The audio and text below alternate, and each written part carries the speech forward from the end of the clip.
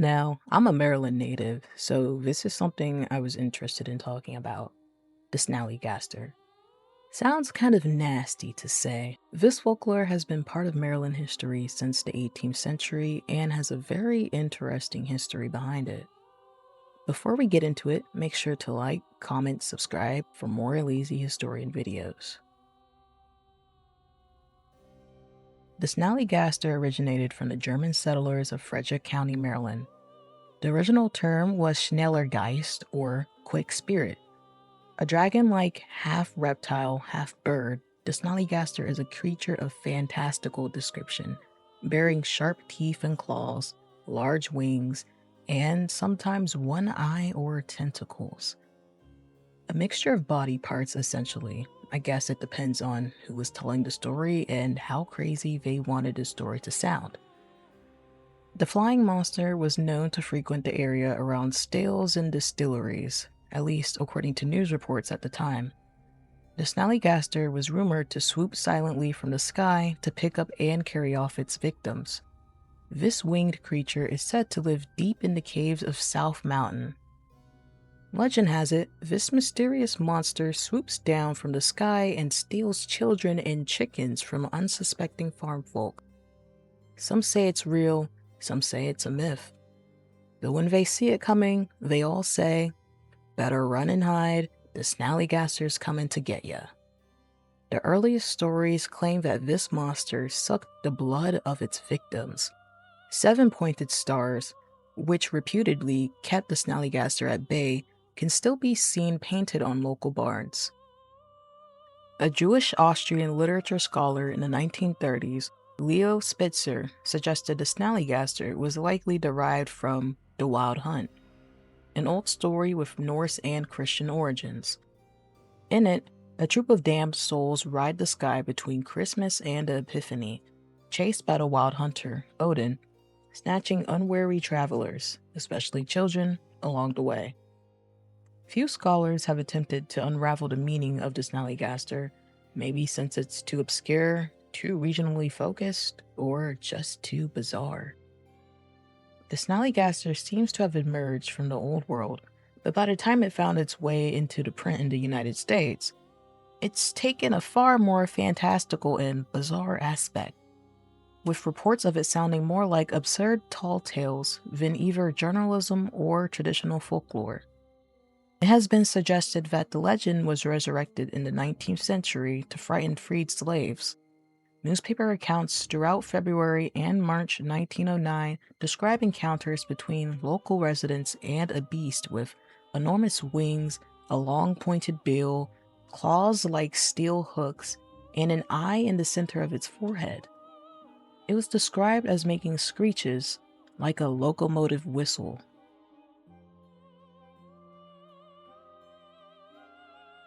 In 1909, the legend resurfaced in the Middletown Valley Register, which ran sensational accounts of a one-eyed winged beast terrorizing Frederick County. There was also a deeply racialized twist, claiming that the creature only attacks colored people, and tracing its supposed origin to Africa's Senegambian region. This adaptation of folklore into racist sensationalization turned myth into a tool of oppression, using fear to enforce Jim Crow laws. It even had been appropriated by bad actors with political motivations years later and used as a tool for suppressing the votes of Black Marylanders. On February 12, 1909, the same day that the NAACP was founded, the Valley Register ran a story titled, "The Colored People Are in Great Danger. This vampire devil only attacks colored people. It is seldom seen during the day, feeding at night only, and the strange part is that it seems to prefer colored men to colored women, though it attacks the latter at times." Another article from that period quotes an eyewitness who claimed that the Snallygaster was an omen of ill for colored voters who deserted the Republican Party in the presidential election. From a 1932 edition of the Montgomery County Sentinel, why the Snallygaster prefers, even insists upon the Negro as food, is not clearly known. The article says, Some say that he appears after every election when the result shows that the colored voter cast his ballot for a Democrat. Others say that it's just a GOP fairy tale, and that the creature was originally an inhabitant of Liberia and the West Indies, and therefore has always been accustomed to the same sustenance. Folklorist Gladys Marie Fry's 1975 Night Riders in Black Folk History documents the numerous ways in which white people would use these supernatural legends as a means of control. The primary aim of such pressure was to discourage the unauthorized movement of blacks, especially at night, by making them afraid of encountering supernatural beings. From the post-Civil War period to World War I, the method helped to stem the tide of black movement from rural farming communities in the South to urban industrial centers of the North. One of her sources, Evelyn McKinney, explained in 1964, "These stories were about things that happened at night, and these were the things that kept you from going out. I mean, these things that kept you in fear, not of the master himself, but of the supernatural. You knew that you may be able to avoid the master because perhaps he was sleeping, but you couldn't avoid the supernatural." Back to 1909, when many stories of the Snallygaster were printed, reports claimed that the Smithsonian was investigating and that President Theodore Roosevelt might join the hunt. The Smithsonian were to offer a reward for anyone who could turn in the hide of the Snallygaster. Hagerstown Mail ran a report alleging the Smithsonian had attempted to classify the creature. They write back that it is either a winged bovolopus or a Snallygaster, as it has some of the characteristics of both.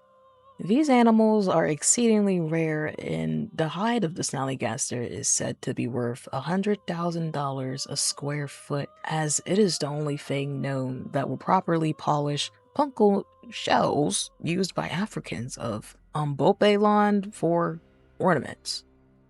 Well, okay. Tracing the origins of the boom of the Snallygaster stories on print could be tied to the Jersey Devil. In early 1909, some strange tracks left in the snow outside a New Jersey home led to a furor over the Jersey Devil. The story quickly gained national traction, and Maryland-based journalists, it seems, wanted in on the action. Less than a month after the Jersey Devil sightings began, the Valley Register ran a story about a man named Bill Gifferson, who had been walking home when a winged creature attacked him, carried him up to a hill, slashed his jugular with its beak, drained his blood, and finally dumped his lifeless body in a ravine. Other stories and sightings followed, including one report of a man who happened upon the Snallygaster as it was draining a 100-gallon tub of water, after which it exclaimed, "My, I'm dry. I haven't had a good drink since I was killed in the Battle of Chickamauga," as though the creature was somehow the ghost of a dead Civil War soldier, which kind of makes sense time-wise in terms of attempting to scare enslaved people to keep them from running away.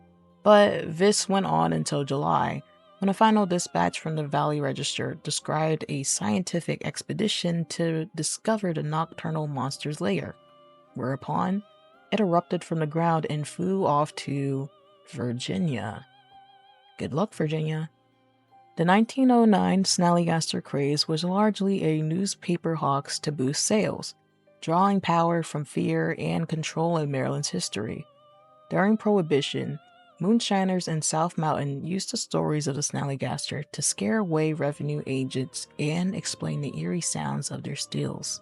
As explosions and metallic screeches echoed through the hills, stories of a winged beast carrying off men multiplied.